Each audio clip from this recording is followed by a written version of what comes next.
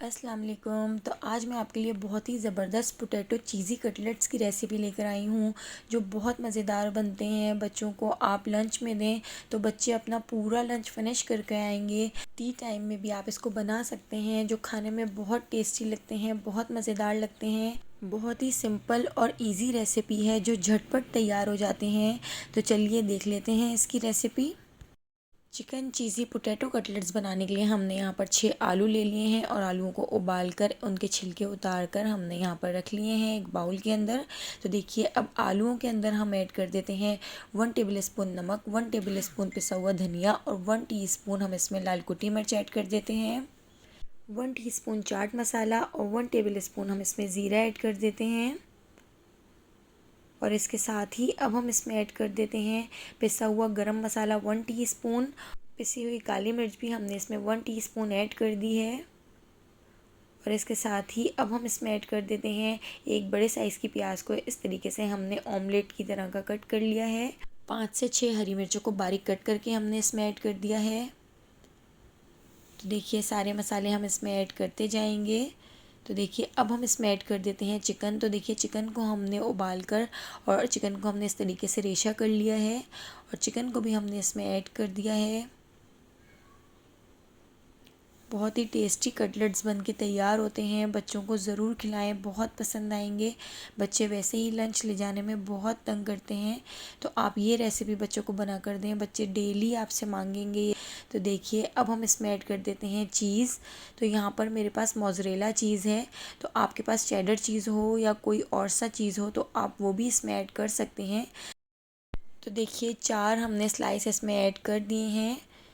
चीज़ से इसका जो टेस्ट है वो बहुत मज़ेदार आता है। तो देखिए 4 चीज़ के स्लाइस हमने इसमें ऐड कर दिए हैं। अब हम इस मिक्सचर को बहुत अच्छे तरीके से पोटैटो मैशर की मदद से मिक्स करेंगे। तो देखिए इस तरीके से हम पोटैटो मैशर की मदद से आलू को मैश कर लेंगे। तो देखिए बहुत अच्छे तरीके से हमने इसको मैश कर लेना है, इतना मिक्स कर लेना है कि ये सारा मसाला अच्छे तरीके से यकजान हो जाए।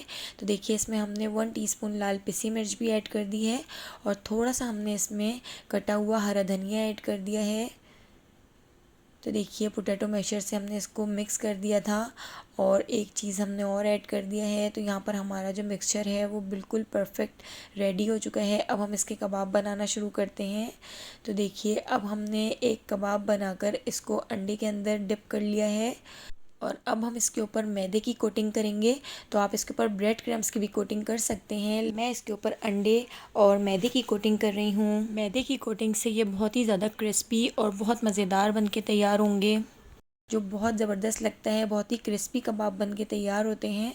तो देखिए यहाँ पर ऑयल गरम कर लिया था और ऑयल के अंदर हम कबाब को शैलो फ्राई कर लेंगे। इसी तरीके से हम सारे कबाब बना के तैयार कर लेंगे। आप किसी और शेप के भी इसके कबाब बना के तैयार कर सकते हैं। जिस तरीके से चिकन नगेट्स का शेप होता है आप उस शेप के भी इसके कबाब बना सकते हैं या सर्कल में इसके कबाब बना सकते हैं। तो देखिए यहाँ पर हमने सारे कबाब इस तरीके से फ्राई कर लिए हैं।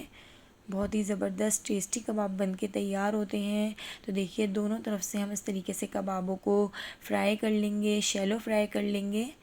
तो देखिए यहाँ पर हमारे जो कबाब हैं वो फ्राई हो चुके हैं। तो देखिए अब हम इसको प्लेट में निकाल लेते हैं। तो देखिए लग रहे हैं ना मज़ेदार।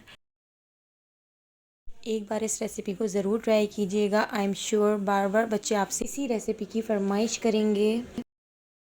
रेसिपी पसंद आई हो तो आप मेरे चैनल को सब्सक्राइब कर दीजिएगा, बेल आइकन को प्रेस करना बिल्कुल भी मत भूलिएगा।